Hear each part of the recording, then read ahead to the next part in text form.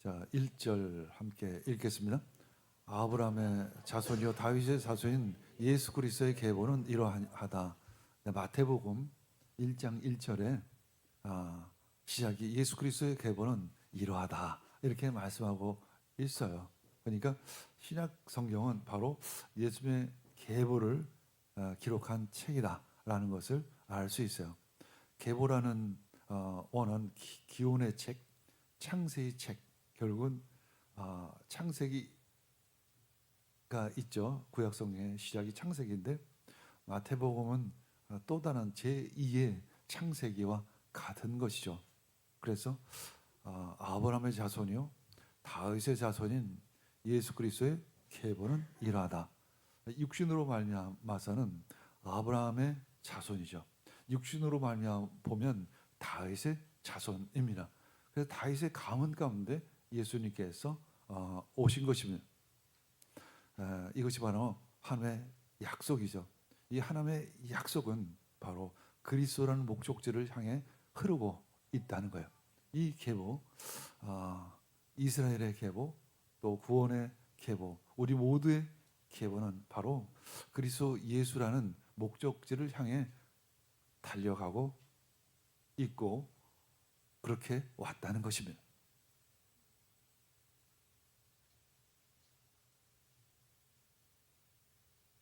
우리의 그 낮고 낮고 우리의 일상이죠, 사실은.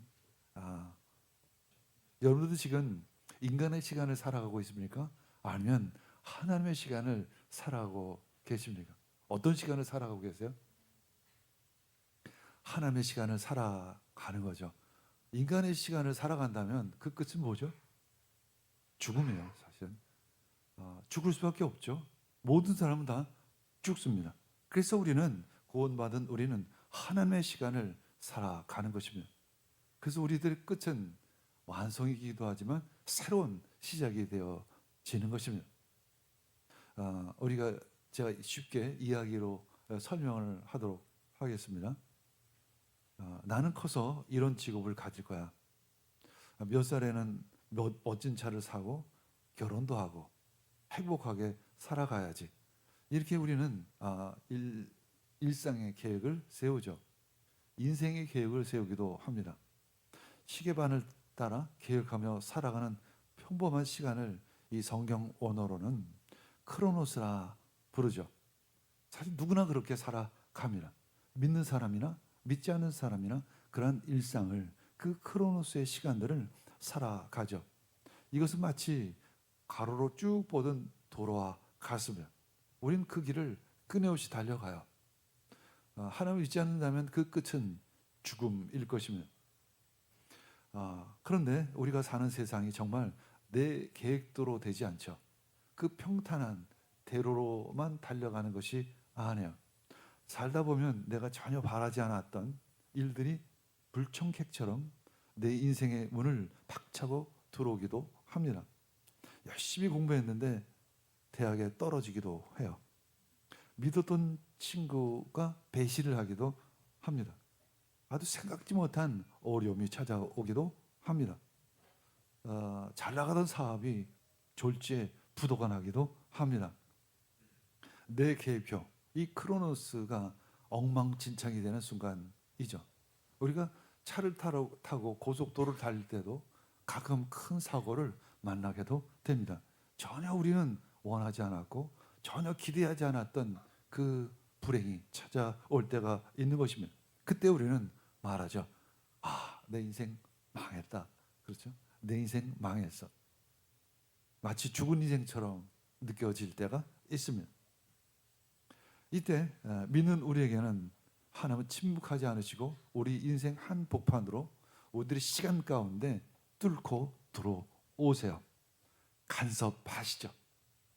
그것은 내 노력이 아니라 내 계획이 아니라 오직 하나님의 강력한 손길인 것입니다.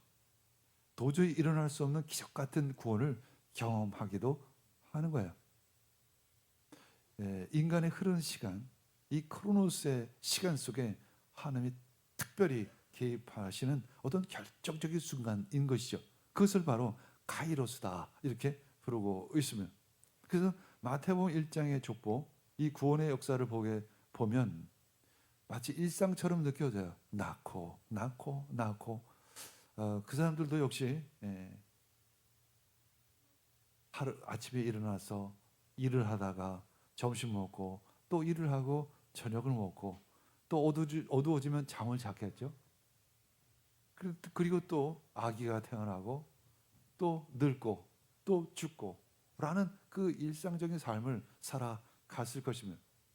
그런데 이 구원의 역사 가운데는, 이 마태복음의 족보 가운데는 특별한 하나님의 개입들이 있음을 우리는 바라보고 있어요. 인간의 믿음과 하나님의 구원하심 그리고 하나님의 개입, 이런 것들이 그 족보 가운데 들어가 있는 것을 보게 돼요.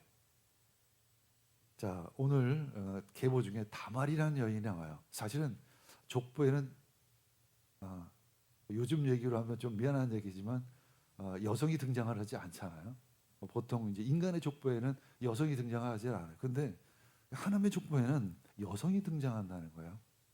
그 중에 한 사람이 다말입니다.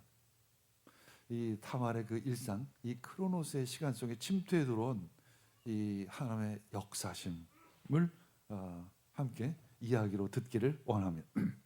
이 다말의 인생은 처음에 아주 화려하게 시작되는 듯 했습니다. 이 가나안의 평범한 소녀였던 그녀는 당시 아주 유력한 집안이었던 야곱의 아들 이 유다 가문의 맏며느리로 들어갔습니다. 이 결혼이라는 것은 새로운 삶의 시작이 되겠죠. 꿈에 부풀어서 결혼식을 치르고 새 삶을 시작하게 되는 것입니다. 다말은 꿈을 꿨을 거예요. 이제 내 인생은 탄탄대로구나. 이 좋은 가정 가운데, 이 고귀한 가문 가운데 들어왔으니까 나 인생은 좋겠지. 나 인생은 행복이 늘 함께하겠지라는 생각을 가지고 있었습니다. 든든한 남편과 함께 아이들을 낳고 이 멋진 가문의 안지인으로 평생 행복하게 살아야지. 이것이 다말이 기대했던 그녀의 크로노스, 어떤 일상의 시간이었던 것입니다. 하지만 그녀의 기대는 산산조각이 납니다. 행복이 찾아와 할 자리에 감당할 수 없는 불행의 쓰나미가 덮쳤습니다. 죽음의 공포가 찾아와서 남편 엘이 하나님 보시기에 악하여 갑자기 급사하고 맙니다. 청천벽력 같은 일이었습니다. 당시 이제 고대 근동의 법에 따라 시동생 오난과 다시 결혼하게 됩니다. 당시 아들이 없이 남편이 죽었을 때 이 동생이 대신 결혼하게 되는 거예요. 그마저도 그 오난마저도 악한 마음을 품다가 죽어버리게 되죠. 철저히 버림받은 그 다말. 이 시아버지 유다는 이 며느리를 위로하기는커녕 겁이 났어요. 막내가 하나 남았는데 이 막내마저 이제 그 다말에게 주어야 하는데 그렇게 됐다가 걔마저도 죽으면 어떻게 할까 겁이 났어요. 그래서 유다는 거짓말로 다말을 친정으로 쫓아버립니다. 막내가 클 때까지 좀 기다리라는 것이죠. 이제 고대 사회에서 남편도 없고 자식도 없는 과부는 저주받은 인간 취급 당할 수밖에 없습니다. 밥벌이도 할 수 없고 누구의 보호도 받을 수 없는 가장 비참한 존재가 되어 버린 것입니다. 다말은 한 번도 생각지 않은 그러한 삶이죠. 다말이 원했던 행복한 시간은 완전히 멈춰 버렸습니다. 그녀 앞에는 죽은 인생이라는 막다른 골목만 남았죠. 이것이 죄로 얼룩진 인간 역사의 진짜 모습이기도 한 거예요. 죄된 인간의 삶이 바로 이러해요. 그 끝은 죽음인 것입니다. 바로 이 죽음의 끝에서 다말의 믿음의 눈이 떠집니다. 그래, 내 인간적인 행복은 끝났지만 이 믿음을 붙잡자. 그렇다면 하나님께서 우리 시할아버지 야곱에게 주셨던 그 하나님의 약속은 도대체 어떻게 되는 것인가? 나에게 씨앗이 없다는 것은 결국 이 가문이 끝나는 것인데 그렇다면 어떻게 되는 일인가? 이 세상을 구원할 메시아가 유다 가문을 통해서 온다는 그 약속은 도대체 어떻게 되는 것이지? 이런 생각을 하기 시작을 했던 것입니다. 이 위기에 처한 하나님의 언약을 위해서 그녀는 목숨을 건 선택을 하게 돼요. 창녀로 변장해서 시아버지 유다를 유혹을 하는 것이죠. 그리고 그 시아버지 유다로 하여금 시를 받게 됩니다. 윤리적으로는 참 말도 안 되는 일이었습니다. 어쩌면 그는 돌에 맞아서 죽을 수도 있었을 것입니다. 내 인생은 망가져도 좋으니까 하나님의 약속만은 지켜내겠다는 나름대로의 믿음을 가지고 이 일을 거행했던 것입니다. 그녀에게 닥친 원치 않는 그 불행이 오히려 하나님을 필사적으로 죽음을 무릅쓰고 붙잡는 그런 믿음의 기회가 된 것입니다. 나중에 이 사실을 알게 된 유다는 자초지종을 듣고는 다말을 용서를 합니다. 그리고 그의 믿음을 격려하고 칭찬을 하게 되죠. 결국 그녀의 믿음으로 이 메시아가 그 가문 가운데 들어올 수 있는 통로가 준비되어지는 것입니다. 그리스도가 그 가문을 통해 앞으로 오실 것입니다. 그런 이야기들이 오늘 족보 가운데 기록되어 있는 거예요. 모든 것이 생략되어 있지만 이미 그 다말이라는 그 이름 안에는 이 모든 이야기들이 담겨 있는 것이죠. 이렇게 이 예수 그리스도는 이 땅 가운데 오시는 것입니다. 이 다말의 사건 이후에 역사의 시계만은 2000년 가까이 쉼없이 돌아가기 시작을 합니다. 이스라엘은 망하고 포로로 끌려가야 다시 식민지가 되는 고통의 시간을 보내기 시작을 합니다. 그때 이스라엘 백성들은 생각했겠죠. 망했구나. 그렇죠? 망했구나. 우리나라는 망했구나. 끝이구나. 더 이상 희망이 없어.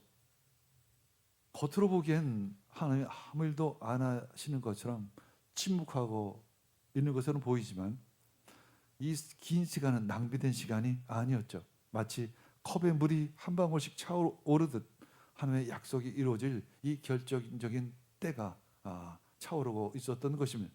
성경은 이것을 플레로마라는 이 충만이라는 단어를 그 특별한 시간의 단어를 사용하는 것입니다.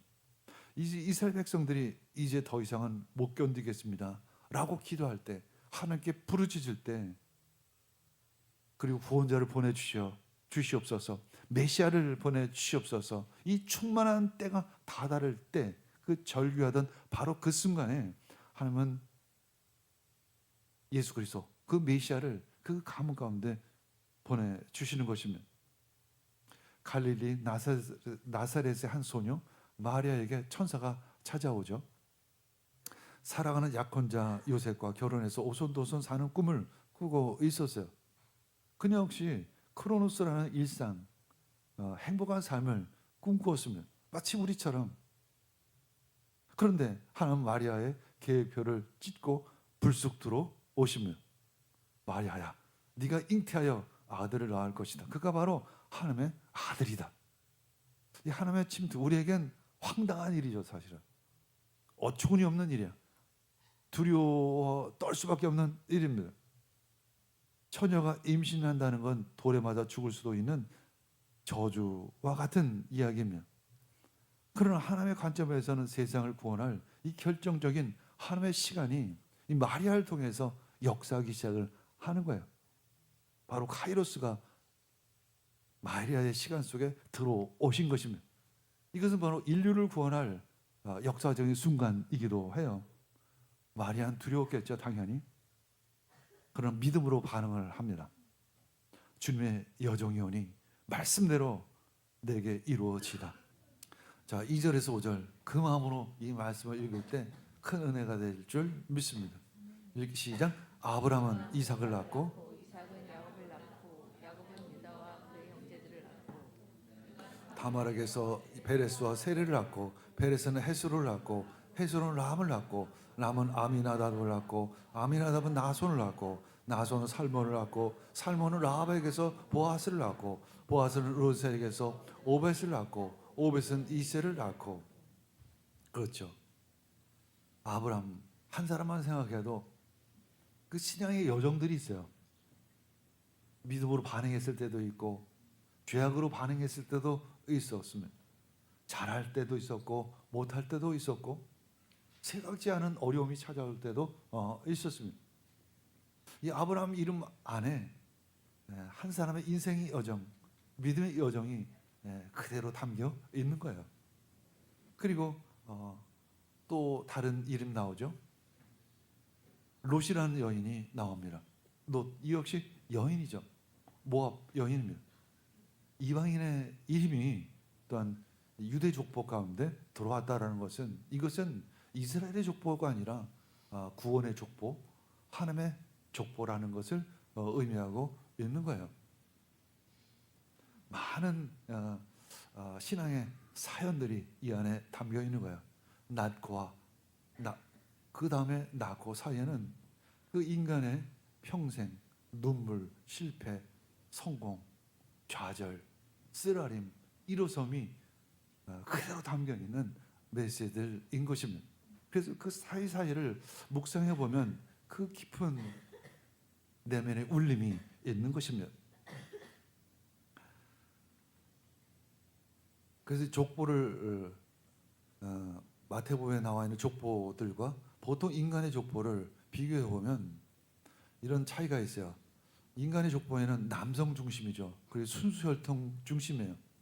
그러나 마태복음의 족보는 이방인과 여인이 등장을 해요. 예를 들어 다말이나 바세바, 이것은 죄와 수치의 기록이죠. 사실은 라합, 가나안 여인이에요. 롯은 모압 여인이고, 이런 흠이 있는 사람들의 이름이 기록되어 있다는 것이죠. 하나님의 족보는 혈통이 아닌 믿음으로 구원받음을 선포하고 있습니다. 또 한 가지는 이 안에 하나님의 사랑과 긍휼하심과 자비하심이 있는 거예요. 그래서 교회에서는, 우리 성도 가운데는 누구를 판단하고 비판하는 것이 먼저가 아니라 먼저 사랑하고 긍휼한 마음, 자비로운 마음이 있어야 하는 것이죠. 그것이 바로 구원의 역사인 것입니다. 그리고 보통 인간의 족보에는 장자 상속의 원칙이에요. 그러나 보면 이 유다 같은 경우에는 넷째 아들입니다. 넷째 아들 선택했다는 거예요. 그래서 이것은 인간의 자격이 아닌 하나님의 전적인 선택이요, 하나님의 은혜라는 거예요. 하나님이 주권적으로 구원의 역사를 써 내려가고 계시다라는 것입니다.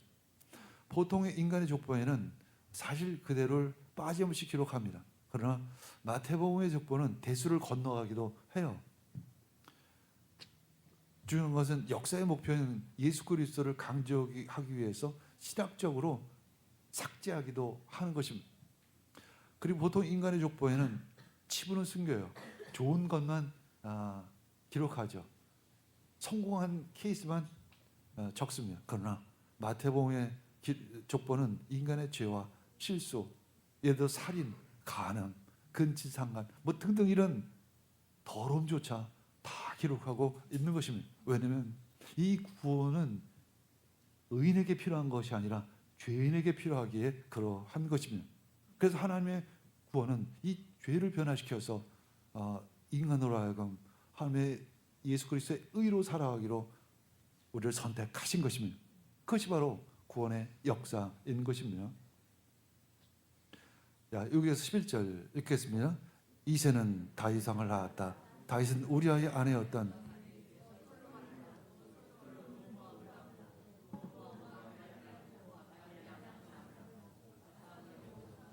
여호사밧은 요람을 낳고 요람은 우시아를 낳고 우시아는 요담을 낳고 요담은 아하스를 낳고 아하스는 히스기야를 낳고 히스기야는 므낫세를 낳고 므낫세는 아모스를 낳고 아모스는 요시아를 낳고 예루살렘 주민이 바벨론으로 끌려갈 무렵에 요시아는 여고냐와 그의 형제들 낳았다. 첫 번째 눈여겨볼 건 다윗은 우리아의 아내였던 이에게서 솔로몬을 낳았다는 거예요. 이것만큼 더러운 얘기가 어디 있어요?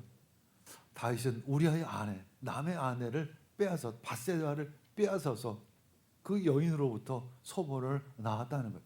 더더욱이나 밧세바라는 다른 다말이나 이름조차 나왔는데 밧세바라는 이름조차 나오지 않아요. 그러니까 다윗이 솔로몬을 낳았지만 이것은 참 인간의 치욕, 더러움이 그대로 적나라하게 드러난 족보의 이야기인 것입니다. 그리고 예루살렘 주민이 바벨론으로 끌려갈 무렵에 이 바벨론 왕국으로 포로로 끌려갈, 아주 한마디로 다윗 왕조가 무너지는 그 시점을 얘기하는 것입니다. 다윗의 왕권이 완전히 바닥에 떨어지는 그 이야기를 기록하고 있는 것입니다. 실패 역사도, 나라가 완전히 폐화하는 역사도 기록하고 있다는 것입니다. 다윗과 솔로몬의 영광으로 시작했지만 결국은 바벨론 포로, 망국으로 끝나는 것이죠. 이는 인간 왕국은 결코 영원할 수 없다는 것을 의미하는 거예요. 결국 하나님의 나라가 필요하고 요구된다는 것을 이야기하고 있는 것이죠. 진정한 왕은 만왕의 왕인 오직 예수 그리스도, 그분 한 분이라는 것을 우리에게 전하고 있습니다. 자, 12에서 15절 읽겠습니다.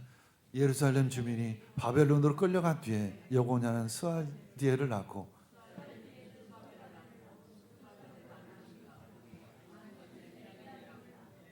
엘리야김은 아솔을 낳고 아솔은 사독을 낳고 사독은 아킴을 낳고 아킴은 엘리웃을 낳고 엘리웃은 엘라사를 낳고 엘라사는 마단을 낳고 마단은 야곱을 낳고 야곱은 마리아의 남편 요셉을 낳았다. 역시 낳고 일상의 연속이죠. 크로노스의 연속입니다. 근데 갑자기 카이로스의 시간이, 하나님의 때가 침투에 들어오시는 것입니다. 마따는 야곱을 낳고 야곱은 마리아의 남편 요셉을 낳았던 거예요. 요셉을 굳이 마리아의 남편이라고 이야기를 하는 것입니다. 그리고 16절 읽겠습니다. 야곱은 마리아 남편 요셉을 낳았다. 마리아에게서 그리스도라고 하는 예수가 태어났습니다. 예수는 남자에게서 태어난 것이 아니라 여성에게서 태어난 거예요. 왜 이렇게 기록했을까요? 이제 남자의 핏줄은 끊어졌다는 것을 이야기해요. 왜 남자의 핏줄은 끊어져야만 했을까요? 죄된 가문이기에 그러하는 것이죠. 인간의 감은 전혀 쓸모가 없었던 거예요. 용도 폐기가 되는 거예요. 그리고 새로운 인류가 시작이 되는 것입니다. 누구를 통해서? 마리아를 통해서. 근데 그 씨앗은 하나님의 씨가 되겠죠. 하나님의 씨를 통해서 새로운 창조가 시작이 되어지는 것이죠. 이거 창세기 3장 15절의 성취예요. 창세기 3장 15절에 이미 예언적으로 말씀하신 것입니다. 여자의 후손이. 왜 여자의 후손일까? 궁금하시죠? 남자라는 것은 이제 한마디로 대표성을 가지고 있죠. 어떤 의미로? 인간의 역사는 여기서 끝났다라는 거예요. 인간의 역사는 죄된 역사이고 죄된 역사는 여기서 끝날 수밖에 없고 하나님께서 새롭게 창조하실 수밖에 없다는 거예요. 새 창조인 것입니다. 그래서 마태복음 1장은 하나님의 새로운 창조의 기록인 것이죠. 여자의 후손이 내 머리를 상하게 할 것이다. 자, 3장 15절 읽겠습니다. 시작. 내가 너로